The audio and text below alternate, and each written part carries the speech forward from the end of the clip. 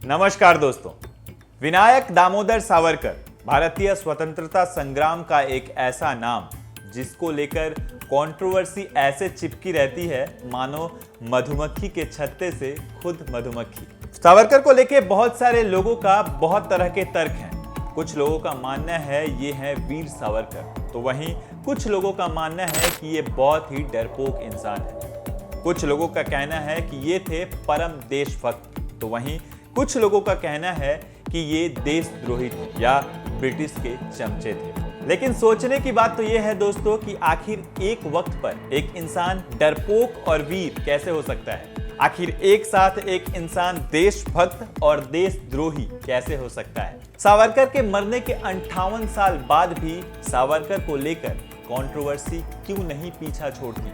तो चलिए दोस्तों, आज की वीडियो में हम उन सारे पॉइंट्स पर बात करेंगे जो सावरकर को लेकर आपके पॉइंट ऑफ व्यू को और भी ज्यादा स्ट्रॉन्ग कर देते हैं। दोस्तों, सावरकर के कंट्रोवर्सी को लेकर बात करने से पहले सावरकर के कुछ पॉजिटिव काम के बारे में हम बात करते हैं। भारतीय इतिहास में एक ऐसा वक्त था जब जातिवाद इंसानों के शरीर में खून बनकर दौड़ रहा था। हालत इतनी खराब थी कि हर जाति के लोग को वेद तक पढ़ने की आजादी नहीं थी। यहाँ तक कि दलित समाज के लोगों को हर मंदिर में जाने तक की परमिशन नहीं थी। किसी दलित वर्ग के इंसान के साथ अगर कोई ऊंची जात वाला इंसान बैठकर खाना खा ले तो उस ऊंची जात वाला इंसान के जात का अपमान माना जाता था। जातिवाद के इस हालत में भी सावरकर इस जातिवाद के एगेंस्ट में खड़े थे। उनका कहना था कि हम हिंदू अगर जात को लेकर इतना लड़ेंगे तो हमारा देश कभी स्ट्रांग नहीं बन पाएगा। हमारे देश को आज़ादी दिलाने के लिए और अंग्रेजों से लड़ने के लिए हमें एक अच्छा बॉन्ड बनाना पड़ेगा। इसके लिए हमें इस जातिवाद को त्याग करना पड़ेगा। इस पर्पस में सावरकर ने एक पतित पावन नाम का मंदिर भी बनाया था जिसमें हिंदू धर्म के सभी कास्ट के लोगों को जाने की परमिशन थी। ये काम सच में सावरकर का काबिले तारीफ था। दोस्तों, जब हम सावरकर के पॉजिटिव काम के बारे में बात कर ही रहे हैं तो हम आपको एक और इंफॉर्मेशन देते हैं। 1909 साल में पब्लिश हुई एक किताब जो कि 1857 के सिपाही विद्रोह को लेकर लिखी गई थी, जिसका नाम था the first war of independence, जो कि सावरकर ने लिखी थी। उस वक्त पर खड़े होकर यह किताब लिखना भी आसान काम नहीं था। दोस्तों, ये तो हम सभी जानते हैं कि अंग्रेजों के खिलाफ आजादी के मूवमेंट में पार्टिसिपेट करने के लिए सावरकर को 10 साल तक काला पानी की सजा भी हुई थी। लेकिन ये तो वही बात हुई कि जब काला पानी की सजा हुई तो यहाँ पर तो सावरकर को देशभक्त कहा जाना चाहिए था, लेकिन देशद्रोह वाली कंट्रोवर्सी कहाँ से आती है? लेकिन दोस्तों, मैं आपको बता दूं कि यहीं पे इस काला पानी की सजा ही सबसे बड़ा कंट्रोवर्सी का मुद्दा है सावरकर को लेकर। इस मुद्दे पे हम डिटेल में बात करेंगे दोस्तों, लेकिन इससे पहले सावरकर को लेकर कुछ बेसिक्स बातें को हम जान लेते हैं। चूंकि सावरकर एक रिलीजियस परिवार से आते थे, इसलिए उनके अंदर हिंदुत्व का एक जुनून बहुत ज्यादा बढ़ने लगा था। जिस उम्र में बच्चे खेलने कूदने में मग्न रहते हैं, उस उम्र में सावरकर रामायण महाभारत जैसे ग्रंथों को पढ़ रहे थे।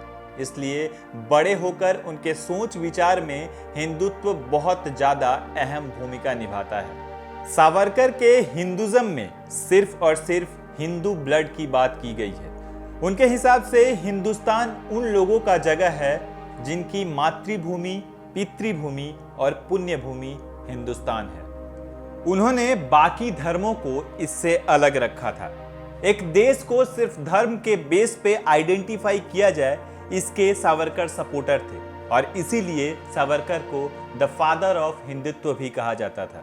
तो दोस्तों, ये हमारा देश तुम्हारा देश नाम का जहर हमारे देश में मुस्लिम लीग आने से पहले ही सावरकर फैला चुके थे। यही सावरकर अलग थे बाकी फ्रीडम फाइटर्स से, जैसे महात्मा गांधी, नेताजी सुभाष चंद्र बोस, भगत सिंह, जयप्रकाश नारायण, लाल बहादुर शास्त्री या बाल गंगाधर तिलक से, क्योंकि इन लोगों ने कभी भी हिंदू धर्म के ऊपर बेस करके भारत को तोड़ने की बात नहीं की। इन्होंने हमेशा हिंदू, मुस्लिम, सिख, ईसाई सबको एक साथ रखकर जोड़ने की बात की थी। फॉर एन एग्जाम्पल, जब सुभाष चंद्र बोस कांग्रेस के प्रेसिडेंट बने तब उन्होंने मेंबरशिप के ऊपर एक शर्त लागू किया जो भी इंसान हिंदू महासभा या मुस्लिम लीग का मेंबर होगा वो कांग्रेस की मेंबरशिप नहीं ले सकता।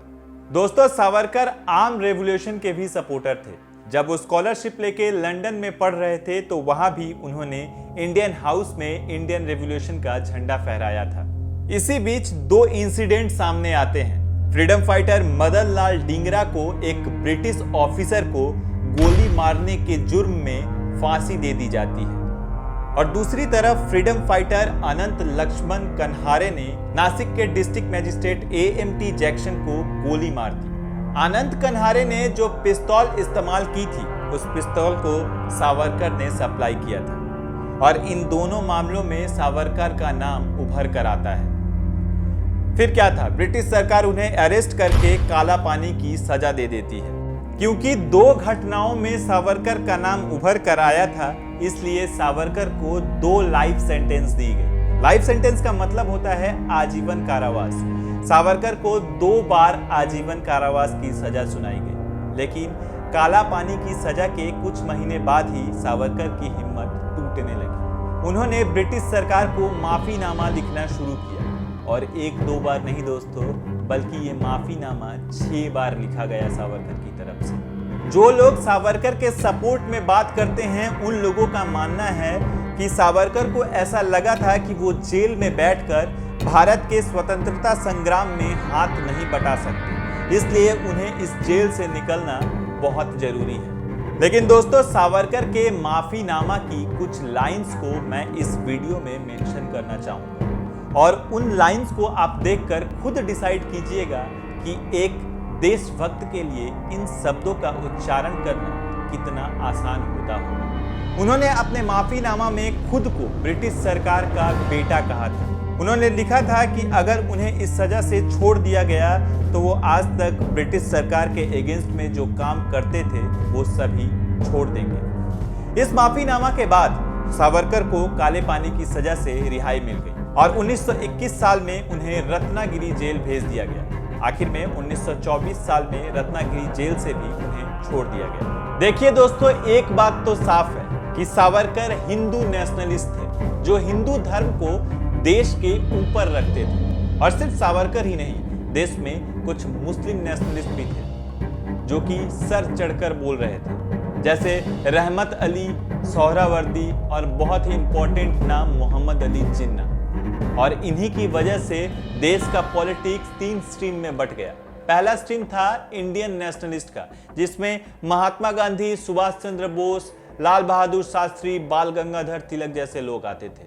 दूसरा स्ट्रीम था सावरकर जैसे लोग जो धर्म को देश के ऊपर रखते थे। और तीसरा था मुस्लिम नेशनलिस्ट जो अपने धर्म यानी मुस्लिम धर्म को और उनके लोगों को लेकर काफी इनसिक्योर थे। जो लोग एक सिक्योर देश की मांग कर रहे थे मुस्लिम लोगों के लिए, जिसमें वो लोग सिक्योरली रह सके।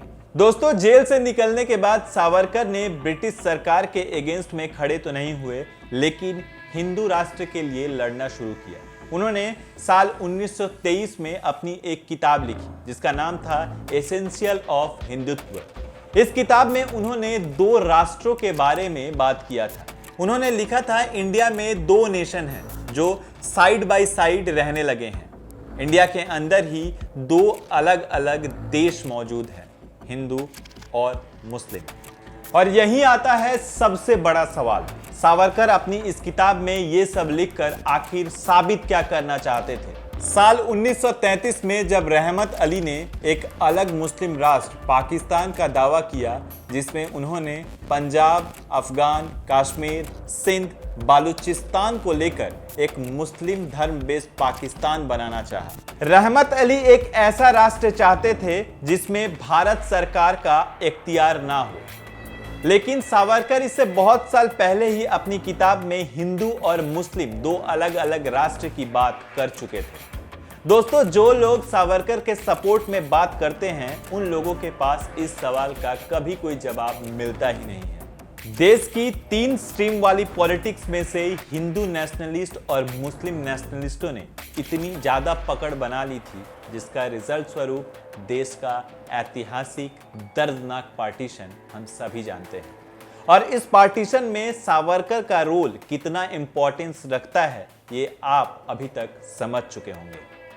सिर्फ यही नहीं, इसके बाद 1939 साल में वर्ल्ड वॉर 2 शुरू होता है इंग्लैंड और जर्मनी के बीच। इसी बीच इंडियन वाइसरॉय का अनाउंसमेंट होता है कि इंडिया इंग्लैंड का होकर वर्ल्ड वॉर 2 में पार्टिसिपेट करेगा, लेकिन कांग्रेस इसका घोर विरोध करता है। पर चौंकने की बात तो यह है दोस्तों कि वाइसरॉय को मदद के लिए प्रॉमिस करने पहुंच जाते हैं सावरकर। क्यों चौंक गए ना दोस्तों? जी हां, सावरकर का यह मानना था कि इंडिया आपस की दुश्मनी को भूलकर ब्रिटिश सरकार की बात मान ले, इंडिया ब्रिटिश सरकार की मदद करे वर्ल्ड वॉर 2 में। यह वही ब्रिटिश सरकार था जो इतने सालों से भारत पर हुकूमत कर रहा था।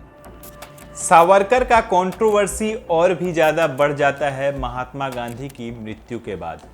अब आप लोग ये सोच रहे होंगे कि महात्मा गांधी की मृत्यु के साथ सावरकर का क्या लिंक है, लेकिन लिंक है दोस्तों, डायरेक्टली हो या इनडायरेक्टली सावरकर का लिंक महात्मा गांधी की मृत्यु के साथ है।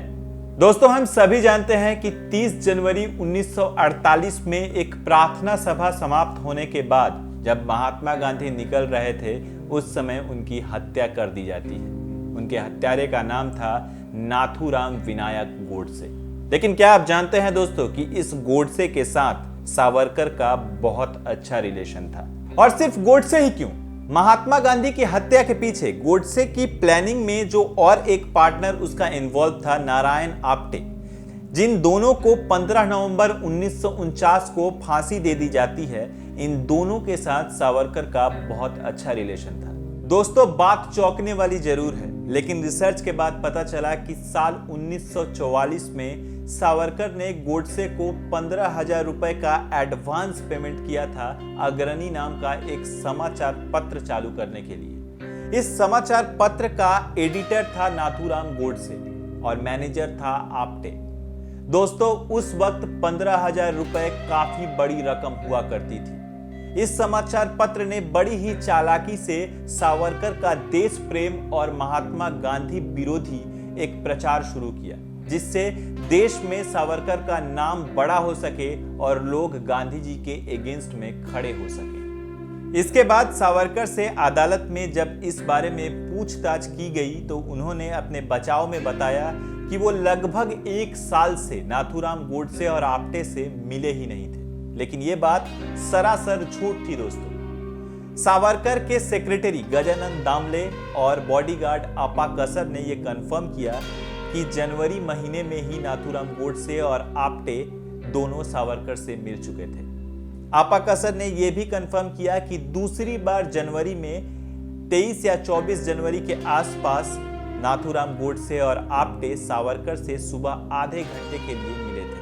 और इस मीटिंग के कुछ दिनों बाद ही यानी 30 जनवरी को ही महात्मा गांधी का मर्डर हो जाता है। लेकिन सोचने वाली बात यह है दोस्तों कि आखिर इतना बड़ा झूठ अदालत में सावरकर ने बोला ही क्यों था। दोस्तों इतना सब होने के बावजूद भी सेंट्रल गवर्नमेंट से सावरकर को भारत रत्न देने की प्लानिंग की जा रही है। अब आप ही बताइए, क्या ऐसा इंसान भारत रत्न डिजर्व करता है?